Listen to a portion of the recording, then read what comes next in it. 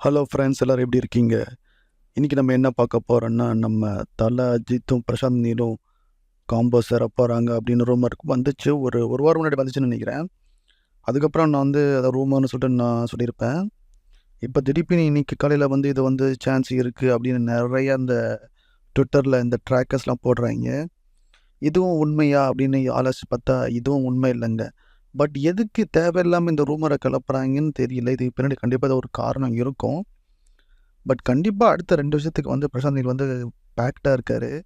அஜித்தும் பார்த்தீங்கன்னா, அந்த good bad ugly முடிஞ்சதுக்கப்புறம் வந்து சிறுத்தை சிவா அவர் கூட தான் படம் பண்ண போகிறாரு. ஸோ அவரும் அவர் போகிற இதில் கிளியராக இருக்கார். ப்ளஸ் இப்போ விடாமுயற்சி குட் பேட் அக்லி ரிலீஸ் ஆகணும், அதுக்கு டைம் ஆகும். அதுக்கப்புறம் கொஞ்சம் பிரேக் எடுப்பார் அவர், எப்பயும் போல உங்களுக்கு தெரியும். ஸோ கண்டிப்பாக வந்து இது பார்க்கும்போது இது வந்து எவ்வளோ பொய்ன்னு உங்களுக்கே தெரியும்.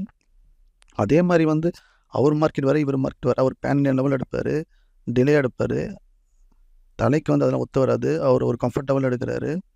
என்ன கதை, எப்படி பார்த்தாலும் வேலைக்கு ஆகல. ப்ரொடியூசராக வந்து கண்டிப்பாக எப்படி ஒத்துப்பாங்க? அவர் எடுக்கிற படம் வந்து வேறு ஸ்கேலில் இருக்குது. தலை மார்க்கெட்டுக்கு அது செட் ஆகுமா? இந்த மாதிரி நிறைய விஷயங்கள் இருக்குது. இதை சொன்னால் உடனே உனக்கு வைத்தறிச்சல் அப்படின்னு சொல்கிறாங்க. நம்ம இருக்குன்னு சொல்ல போகிறோம். பட் இந்த மாதிரி ரூமரை கிளப்பி இந்த மாதிரி சோஷியல் மீடியாவில் வந்து இவனுங்க சும்மா ஒரு காசு சம்பாதிக்க ஒரு மாதிரி இப்படி தான் பண்ணுறாங்க தவிர, இது உண்மைன்னு பார்த்தா அஜித் ஃபேன்ஸ் இதை நம்பவே கூடாது. இது வந்து ஃபுல்லாக வந்து பக்கா ரூமருங்க. இந்த காம்போ வந்து கண்டிப்பாக அடுத்த ஒரு 2 இயர்ஸ் அட்லீஸ்ட் நடக்காது. இது வந்து ஒரு ரேர் காம்போ தான். பட் இதை வச்சு சில விஷயங்கள் போயிட்டுருக்கு. அதை வந்து நம்ம பொய்ன்னு உடச்சி சொல்லணும், அவ்வளோதான். ஸோ இந்த மாதிரி நியூஸ் தெரிஞ்சுக்கணுன்னா நீங்கள் சேனலை சப்ஸ்கிரைப் பண்ணுங்கள். பாய்.